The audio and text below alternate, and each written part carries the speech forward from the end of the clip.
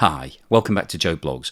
In today's episode, I want to provide you with an update as to what's going on in Turkey. The last time that we discussed Turkey, the country was going through its presidential election, and President Erdogan won an unprecedented third term in office, which means that he will rule the country for another 5 years. Now, that presidential election took place at the end of May, and over the course of the last 3 months, a lot has happened in Turkey. The first thing that President Erdogan did was install a completely new economic team. And this was a really interesting move because over the course of the last couple of years, Turkey has followed a contrarian view in terms of its economic policies. Turkey had been experiencing some of the highest rates of inflation out of any country in the world. And as you'll know if you follow the channel, the usual way of dealing with high inflation is to increase interest rates because that makes borrowing more expensive, reduces the supply of money into the economy, and therefore encourages people to slow down spending. And when you have a reduction in demand, it generally brings down prices. However, President Erdogan didn't buy into that policy. He wanted to do the opposite. So rather than increasing interest rates at a time of high inflation, Turkey decided to reduce its interest rates. And as a direct result of that, towards the end of 2022, inflation rose to above 85%. And the contrarian policy that Turkey was following was labelled Erdoganomics. And over the course of the last 2.5 months, Erdoganomics appears to have been scrapped, because the new economic team has been increasing interest rates and they've been doing it very aggressively. But unfortunately, from Turkey's point of view, the change in policy hasn't really had the desired effect. And the latest set of results show that there's been a sharp increase in inflation. And at the same time, the value of the Turkish Lira in the international markets has been tanking. So all of this represents bad news from an economic point of view for Turkey. But there's also been some other recent bad news. Despite being a member of the NATO alliance, and actually quite a significant member, Turkey is reported to have the second largest military force out of all of the NATO allies. It has also maintained a strong relationship with Russia. And as a result of this neutral position, in the early stages of the war, Turkey brokered a grain deal between Russia and Ukraine, which allowed the export of Ukrainian grain through the Black Sea corridor. However, in July 2023, following an attack on the bridge that links Russia to Crimea, which is an important source of military supplies from Russia's perspective, Russia announced that Russia was halting its involvement in the Black Sea grain deal and that it would no longer allow ships to pass through the waters. And as a direct consequence of this, Russia recently fired warning shots and boarded a commercial vessel close to Istanbul in Turkey, accusing it of being a warship. Now, this incident is reported to have infuriated President Erdogan of Turkey, and the relationship between Turkey and Russia is now strained. So in today's video, I'll have a look at the footage released by Russia of their military boarding this commercial ship in Turkey, and talk about the wider issues of both the relationship between Turkey and Russia, and also the breakdown of the Black Sea grain deal. We'll have a look at what's been going on with inflation and interest rates in Turkey. We'll look at the fall in the value of the Turkish lira, what's going on with Turkey's balance of trade and its current account, and then finally today I'll wrap up with my summary as to what I think is likely to happen in Turkey over the course of the next 3 to 6 months and what the implications of this are for the global economy.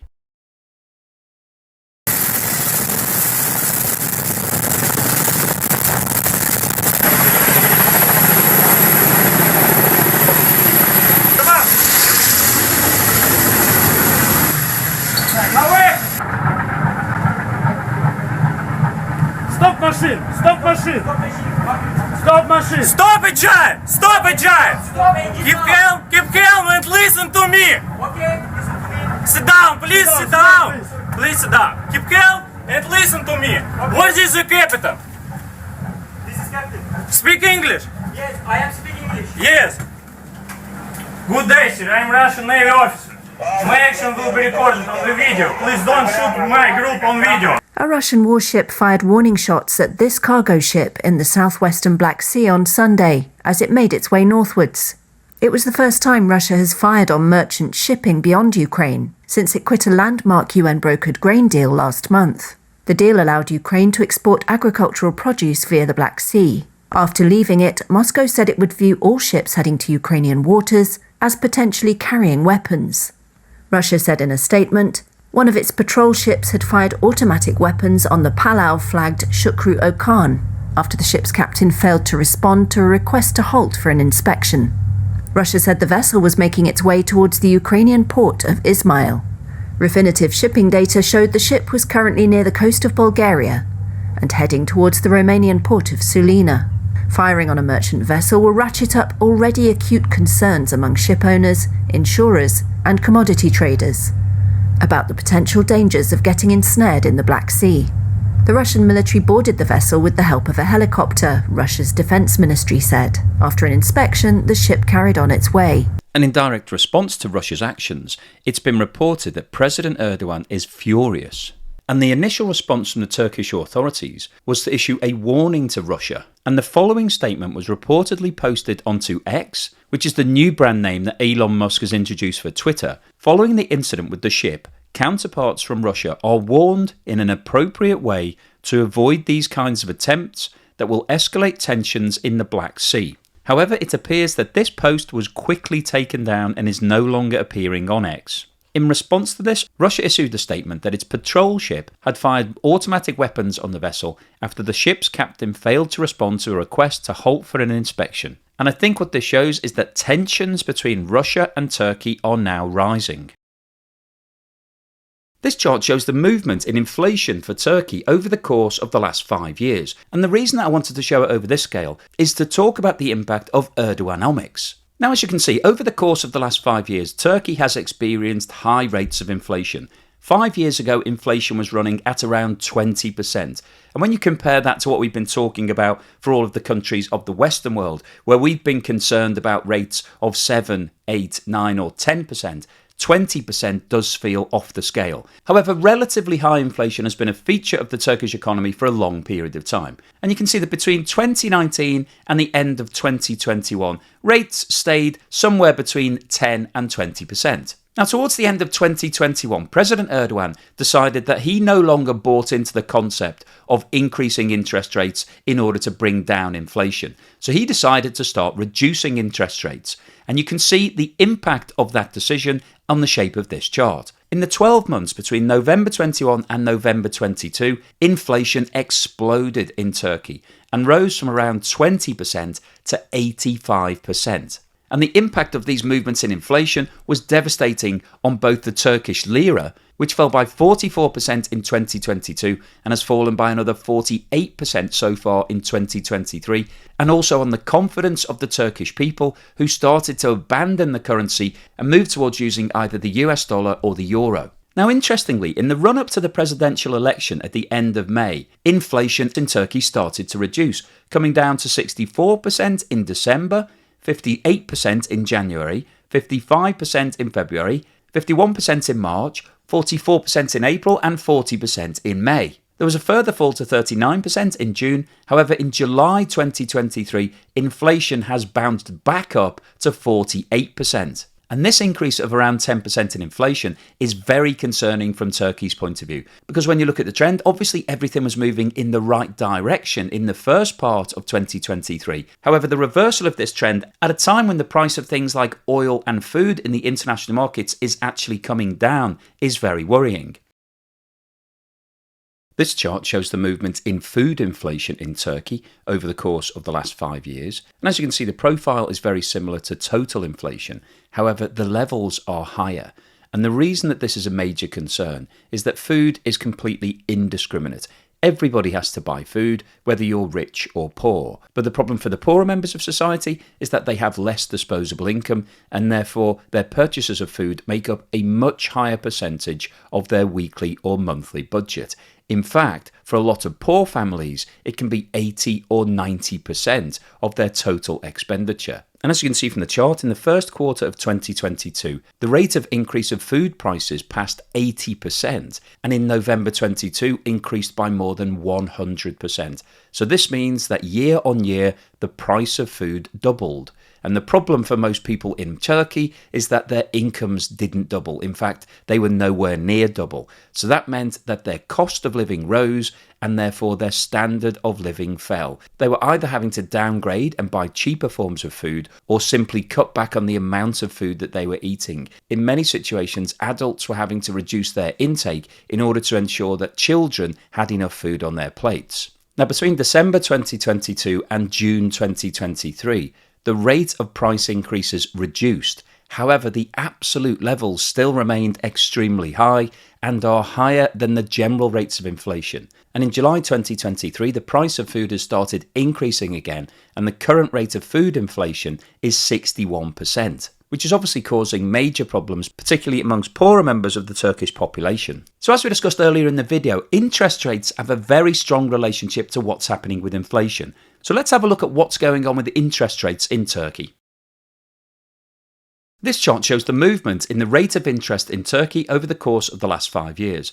And I wanted to look at this scale really to have a look at what happened towards the end of 2021 and over the course of the last few months. And the scale on the right hand side of this chart goes from 5% at the bottom to 25% at the top. So you can see that in the middle of 2021, when inflation was running at around 20%, the official rate of interest in Turkey was 19%. Now, as we've just discussed, President Erdogan decided that rather than increasing interest rates to reduce inflation, he was going to try the alternative policy of reducing interest rates. And you can see that between September 2021 and July 2023, interest rates came down from 19% to 8.5%. And as we've just seen, during that period, inflation increased from 20% to 85%. And I think that gives us a very strong indication that the contrarian policy of reducing interest rates to try to reduce inflation doesn't work. But if we now look at what's happened over the course of the last couple of months, the new economic team that have been brought in Turkey no longer buys into Erdoganomics. They want to increase interest rates to try to bring inflation back down. And on the 22nd of June, Turkey decided to increase its official rate of interest by 650 basis points, which is 6.5%, from 8.5% to 15%. That is a very aggressive move. And they've followed that up with a further 250 basis points increase, or 2.5%, on the 20th of July. And the official rate of interest in Turkey right now is 17.5%. Now, given the fact that we've been talking about increases in interest rate equaling a reduction in inflation, you may have expected inflation to come down. But as we've just seen, the most recent figures for July actually show that there's been a 10% increase in inflation in July. So what's going on? Why hasn't this policy worked? Well, the simple answer to that is that it takes time for an increase in interest rates to actually filter through into the economy. The large increase of 6.5% was introduced on the 22nd of June, and it's likely that the impact of that will take around 3 months to filter through into the consciousness of the people in Turkey. So it doesn't surprise me that there hasn't been an instant reaction. And I think what we're seeing in terms of the July figures is some of the pent-up inflation that was potentially being suppressed during the period leading into the election campaign feeding back through into the numbers. This chart shows the movement in the exchange rate between the US dollar and the Turkish lira over the last 5 years. And as you can see, 5 years ago, 1 US dollar was trading for 6 Turkish lira.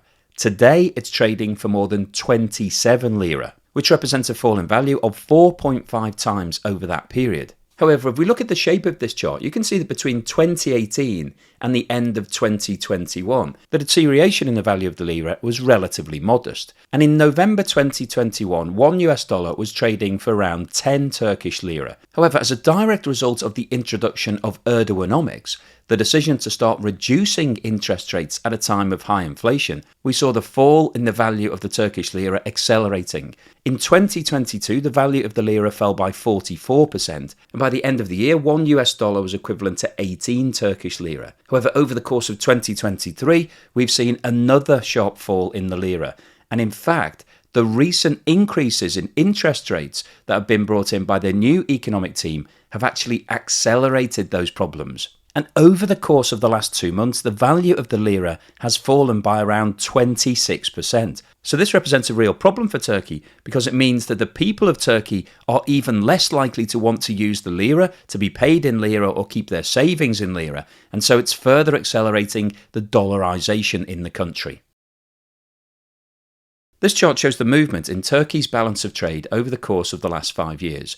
And as we've discussed before, the balance of trade is basically the difference between the value of your exports, so all of the money that you're being paid for things that you're selling, and the cost of your imports. So basically what you're paying out to import things into the country. And the scale on the right-hand side of this chart ranges from 2 billion US dollars at the top to negative $16 billion at the bottom. And as you can see from the shape of this chart, apart from a very brief period in 2018, Turkey's balance of trade has been in negative territory for the whole of the last 5 years. And the trend of this chart is clearly downwards. The balance of trade is actually getting worse. It's becoming more negative on an ongoing basis. And if we zoom in and have a look at what's been going on over the course of the last 12 months, you can see the balance of trade has been negative in every single month. And the most recent figures for July 2023 shows that the balance of trade, so the difference between the value of their exports and the cost of their imports, was negative $12.4 billion. And this chart shows the movement in Turkey's current account over the last 5 years. And the current account for a country is very similar to your checking account. It's basically the amount of cash that the country is either building up or having to borrow to fund all of its ongoing costs. And the scale on the right-hand side of this chart ranges from $6 billion positive at the top to $12 billion negative at the bottom. So once again here we've got a very clear movement in the trend for this chart. It is firmly downwards.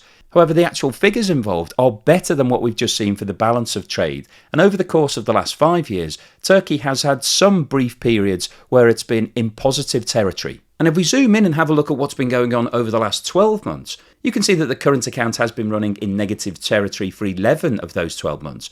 But surprisingly, in June 2023, the current account actually went into positive territory. Turkey recorded a positive balance of 674 million. And the main driver for that is tourism. Turkey is a big tourist destination. And interestingly, a lot of Russians are still going on holiday to Turkey. Turkey, as I mentioned earlier in the video, has remained neutral and therefore is happy for Russian tourists to come and stay in the country. And as a result of the seasonal influx of tourists and all of the cash that they bring with them to spend in the local economy, there has been a slight increase in the current account, despite the fact that the balance of trade is still running in negative territory. So this represents some positives for Turkey. However, this is very seasonal and will be a relatively short-lived phenomenon.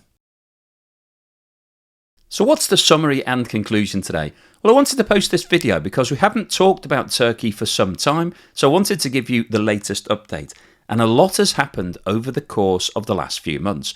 President Erdogan has been re-elected. He's now in power for another 5 years, so he can relax from a political perspective. And what's really interesting about his new presidential term is that he's changed his economic policy. He's abandoned Erdoganomics, the contrarian approach of reducing interest rates at a time of high inflation, and appears to have adopted a more traditional approach. And over the course of the last 2 months, we've seen interest rates in Turkey increase from 8.5% to 17.5%. So interest rates have more than doubled in a 2-month period. So President Erdogan and his team are taking a very aggressive approach in terms of trying to tackle the high rates of inflation. But unfortunately, as we've seen from the data, the immediate reaction to the increase in interest rates is that inflation has actually started going back up. The official rate of inflation is now 48%, and food inflation is running at 61%. And these levels are off the scale. Turkey has the second highest rate of inflation of all of the countries from the G20. The only country that has a higher rate is Argentina, where it's running at 113%, so completely out of control. And in terms of the global perspective, there are only 7 countries in the world that have higher rates of inflation than Turkey: Venezuela, Lebanon, Syria, Argentina, Zimbabwe, Sudan, and Suriname. And all of those economies are in a state of crisis. And countries such as Haiti, Cuba, Sierra Leone, Ghana, Iran, and Egypt all have better rates of inflation than Turkey. So this really puts into perspective just how serious the problem is in Turkey right now. And as a direct result of the problems with inflation, the Turkish lira is crashing in value. Over the course of the last 2 years, it's fallen by more than 60%. And since the new economic policies were introduced, we've actually seen an acceleration in the fall in the value. Over the course of the last couple of months, the value of the lira has fallen by around 26%. And this represents a big problem for Turkey because the combination of very high rates of inflation and the fall in the value of the lira means that all of the people in Turkey have lost confidence in the lira. They don't want to be using it. They would rather get paid, make purchases and keep their money in US dollars or euros, because the value of those currencies is not falling rapidly. It's remaining relatively constant in the international markets. And therefore everybody would rather have their life savings in those currencies than one that's deteriorating in value on a daily basis. And dollarization represents a major problem for Turkey because it lessens the impact of the economic policies. Turkey is trying to bring its inflation down and build up the value of the Turkish lira. But changes in the official rate of interest and the supply of money don't really have any impact on the black market. If people are dealing in dollars and euros, it's very difficult for the Turkish authorities to be able to influence what's going on in the black markets. Now, the other thing we discussed earlier in the video is that changes in interest rates do take time to feed through. There's usually a lag of around 3 months before the full impact is felt. So we haven't yet seen the full impact of the massive increase in interest rates. But I think it will be really interesting to see whether or not the Turkish Central Bank decide to introduce further rate increases at their next meeting, because President Erdogan has obviously instructed the team to do something about inflation, to bring it back down. The immediate response has been negative, and I'm sure that hasn't impressed him. I'm sure he's not happy about the current situation. And the danger, of course, is that the country decides to reverse this policy, to go back to Erdoganomics and decide to start reducing interest rates again. And if we see that, then the whole economy could find itself in a complete mess. You could see interest rates going up and then down again. And I don't think the market reaction to that would be good. But the overall summary in today's video is that the reduction in inflation that Turkey had seen over the last 6 months or so has now started to reverse. Prices have started going up again.